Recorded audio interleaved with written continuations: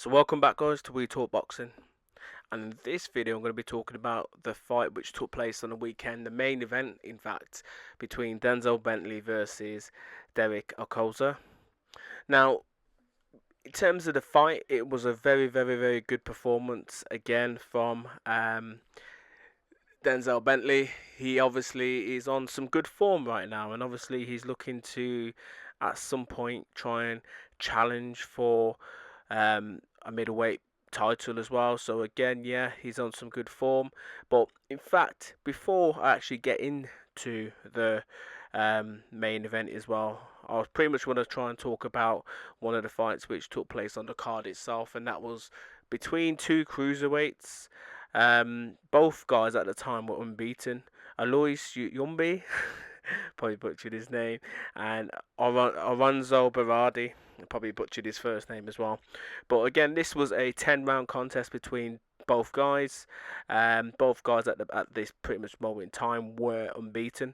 But the fight went the distance, and Alois or Alois, or however you want to pronounce it, won on a 10-round unanimous decision.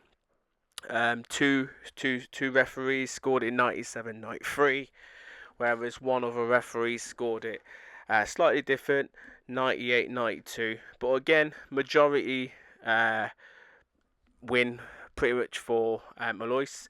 It was a good performance. He's a very big hitter, very big puncher, but he just couldn't get his man out there during that performance. And he was a tough, durable guy, this Berardi guy. Very tough and durable, but as I said, he just couldn't. Alois just couldn't get him out there. He threw pretty much everything, even the kitchen sink at him, but just wasn't wasn't able to stop him. His opponent Berardi had success as well. He was catching him with some good counters, some big punches himself. So he did test Alois's chin. And again, it was a more of a stern performance from Alois, because until this point he hadn't been the distance, and this is going to just hopefully give him a lot more confidence now going forward.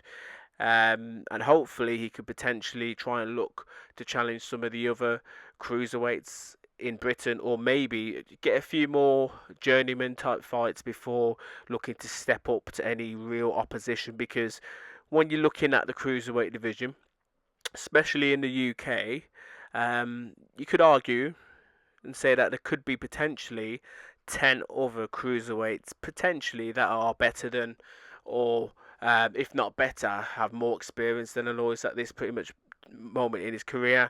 Obviously, the number one cruiserweight at the minute is Crispin Smith.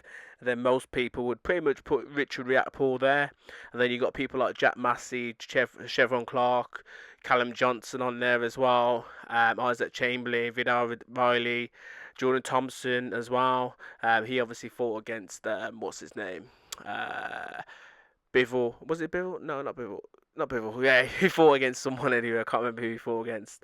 And then yeah, you got Mikel Lala as well, and then Zorro. Yeah, it was Bivol. So yeah, you've got some good opponents there. Not Bivol. He weren't Bivol. He was that Australian guy or New Zealand guy. This is gonna bug me. I need to have a look at his name.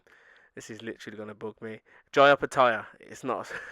Yeah, so Jaya Pataya. I don't know how I made that mistake there with him and Bivol, but yeah. I just knew it was on the undercard of that. Was it the Saudi event? Wasn't it? But anyhow, yeah. Getting back on track. Yeah. So you got, give or take, potentially 10 other cruiserweights that are probably, I mean, have more experience or classed as being better than Alois at this pretty much moment in time. But yeah, he looks good. He's a big hitter. He's strong. He's got good stamina as well for a guy who's carrying that much muscle. It just determines now how far he could go in his career. I'm gonna hopefully certainly keep keep watching him and seeing how he develops, because he's a potential. He's got potential there. And yeah, let's wait and see what happens next. This will certainly put him up somewhere in the rankings as well, because I'm sure he claimed, was it some of the intercontinental belts or something like that? So that will put him in the top 15 at least. So he'll get some sort of rankings now, and then it's up to him what he does with that ranking. But anyhow, let's go on to the main event now. The main event was very good whilst it lasted.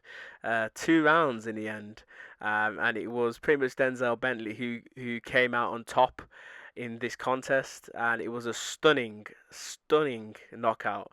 And that's what he's produced now in the last two fights, Denzel Bentley. Um, Against Danny Dingham, it was a second round KO.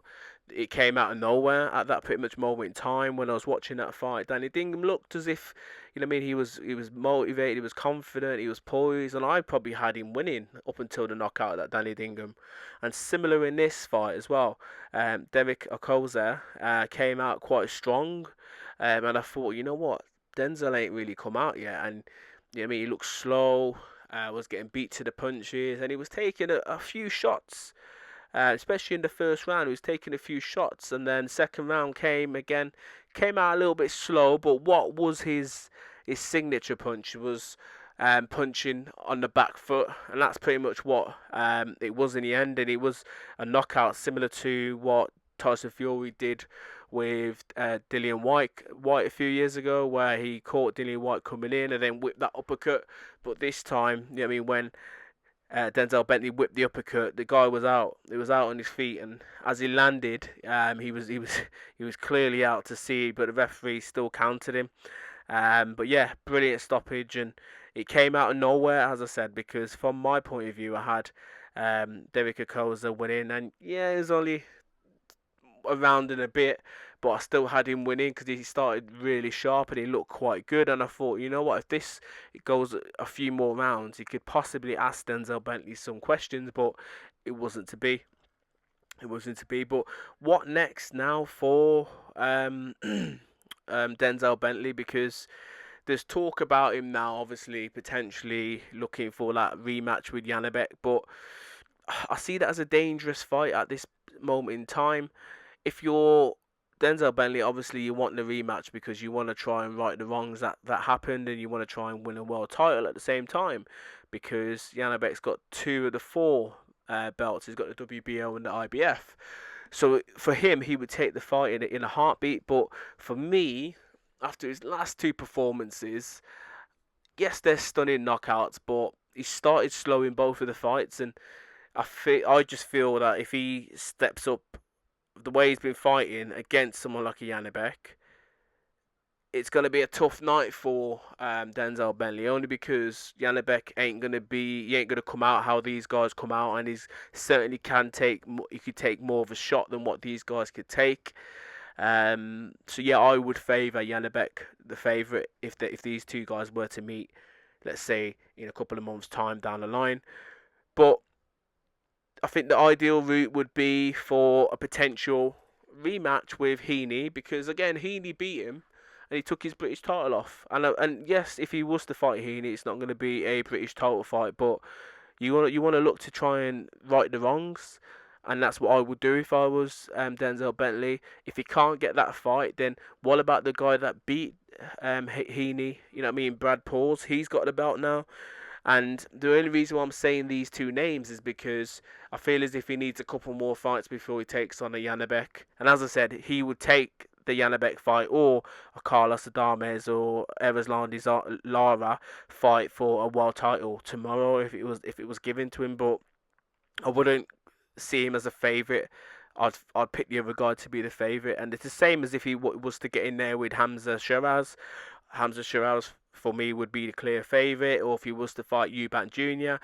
Yes, Eubank Jr. has been out of the ring for a while, but I'd still class him to be the favourite in that fight, only because these guys have got more experience than him in the bigger fights. But that's just my opinion. Obviously, you guys can let me know yours.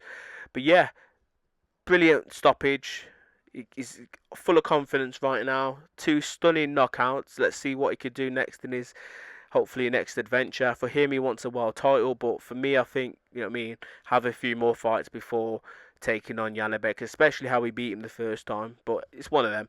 You guys let me know your thoughts, and as always, please subscribe and comment. Bless.